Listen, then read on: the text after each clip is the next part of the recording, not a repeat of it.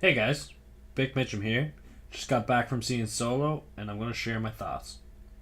If you have not seen it already and don't want it to be spoiled, I do have two messages for you before I get into the spoilers, so don't leave yet. Number one, leave your feelings about The Last Jedi at the door. Go into the theater with an open mind. Those who hated TLJ are going to be pleasantly surprised with Solo and give it a higher rating because of the low expectations being exceeded. So try your best to leave your feelings about that movie at the door. Forget it existed. Just do it. And number two, remember this film is intended to show the story of Han Solo and shed some light on his backstory. I see people reviewing this film. They're saying too much of this film's aimed at pulling our strings, filling plot holes, and I guess for a lack of a better term, giving us Easter eggs. I don't necessarily agree with those opinions, and went into this film kind of expecting that we are going to see lots of that. So, with those two things in mind, I will see you guys later. If you haven't seen the film, enjoy it, because now we're going to jump right into the spoilers. Previously, Han Solo's story has been like a novel we found whilst on a deserted island, with only the second half of the story intact, and now we're finally reuniting the end of the book with its beginning. So for a lot of this review, I'm going to point out the difference between a clean slate viewer that has no idea what's up versus that one that has a preconceptual idea of what's going on in Star Wars and what's possibly going to happen based on knowledge of all the Star Wars movies up to this point. We know something is coming, we just don't know when, where, how, why, all those things. Let's start off with the love story, and we gotta put that in quotation marks. Right off the bat, we know that anything that happens between Han and the girl, Kira, do not end up with them together. So right from the get-go, it's gonna split the audience. If you have no previous knowledge of Star Wars, you think you're watching this movie as a love story. You're wondering how Han and Kira, two star-crossed lovers, will be together in the end. If you're a seasoned Star Wars fan, with even the slightest bit of basic Star Wars knowledge, you know that the love story is a lie. And you're trying to figure out in the end how they go their separate ways, or how she dies. We know the character from the beginning does not get the girl in the end. This is one of the few plot twists at the end of the film that I was impressed with. It's one that was not expecting. I felt the end was getting slightly predictable, and I really thought that this movie was going to go in a different direction. I really did think that character was going to get killed off, so I was pleasantly surprised by that, the decision to have her become a villain. Like with Rey, Disney's continuing this notion that you don't have to come from a powerful lineage to be a hero. We find out that Solo is not even his last name, and merely a name given to him when signing up to be a pilot. So is this good or bad? I'm going to answer that by saying I was pretty relieved to not have to dive deeper into a backstory about Han's parents, whom I don't care about, that would add no value to the Star Wars story. So hats off to Disney for curb stomping the Star Wars obsession with ancestry. I don't think that the scene with Han meeting Chewie really requires a lot of explanation. As a non-Star Wars fan watching this film, I mean, this part's so insignificant that it just kind of becomes this ogre that follows him around the whole movie and kind of owes his life to him. But we already know that they kind of have a long-lasting relationship, but we just really wanted to know how it started. So I thought the whole pit beast kind of worked for both of those, either the Star Wars fan or non-Star Wars fan. I thought it was great. Putting this at the beginning of the film was a really good idea.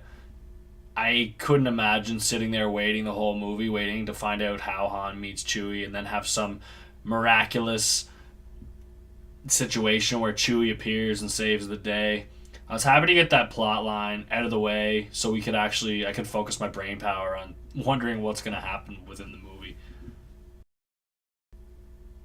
Okay, Lando and his romance with a robot. So Disney likes to appeal to a younger audience, but they also like to drop hints in their films that they're tolerant to all preferences. Take Beauty and the Beast, for example. They hint but don't come right and say that one of the male characters is smitten with another male character. They kind of have the homosexual kind of theme without kind of coming right out and saying it. In this film here, it's a human robot. I think this is Disney sending that message that no matter what your preference is, they're okay with it. I think they're trying to be edgy. I've seen the trick a few times, and I find it really gets media buzzing before a film comes out. Like the weeks leading up to a Disney film with a situation like this, it really gets the media talking. And I would go on record to say that I would say that alone is going to contribute to like 5 million in ticket sales, just because it just, that's all I heard about for days was Lando and a robot, Lando and a robot. It's, who cares? I did think though the scene of L3 becoming the Millennium Falcon was an incredible touch, and it was actually probably my favorite Easter egg within the film. Great job to Ron Howard and the gang for putting that in. It was unexpected, but yet a really interesting piece. I might be alone here, but I felt that this movie had too much role reversal and side switching.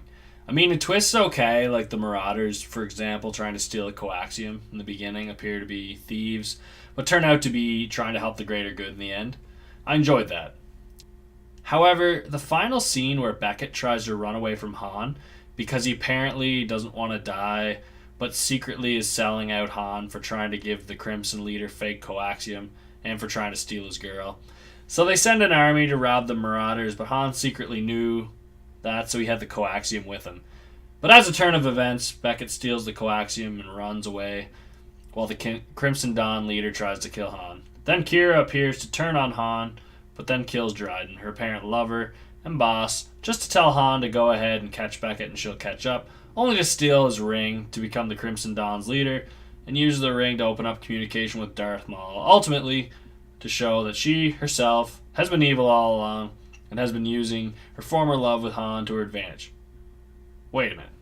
Darth Maul? Where does Darth Maul even come into this? Disney twisted us so much around in circles to the point where we were so dizzy that the rug was just swept out from underneath us when they show us Darth Maul at the end, behind this whole operation to begin with. Seeing Darth Maul's face, I'm sure, is adding a 1 to 1.5 to everyone's rating of this film. I think this is Disney finally taking a break from Vader and giving us more of a villain that we thought died way too soon. I think this is a good thing, which is only dependent on the direction that they take the character. It's too soon to know, but it'd be a good thing to see if we're going to have a Kenobi and Maul rematch and a Kenobi spinoff. Before we get to the rating, I just want to touch on the action a little bit. From the opening chase, the cargo train, freeing the slaves in the mines, the whole movie had enough action. Absence of the lightsaber battle did not bother me. The humor was also a nice little touch. I thought it was used sparingly. It was the same kind of like Star Wars dad jokes that we're used to without getting as goofy as The Last Jedi. Finally, we're going to look one more time at that split in the audience. The one group that has never seen a Star Wars film watches this for the first time versus a seasoned Star Wars fan. I think those who have never seen a Star Wars film would give this a 6 out of 10. However, I think the average Star Wars fan is going to give this somewhere between a 7.5 and an 8. I'm going to give it a little bit more. I'm going to give it that 8 just because I think they did a really good job with this film, not going too over the top. A good combination of new characters, old characters. They really did a good job of telling that story, and I never at one point thought, oh my god, this is how this happened, this is brutal. I thought they did a really good job of tying up some loose ends and making things believable, not over complicating anything. So if you guys agree with me, leave a like. If you disagree with me, leave a dislike. If you dislike this video, absolutely argue with me in the comments all day long. I'd love to hear what you guys have to say. We'll see you guys again next time.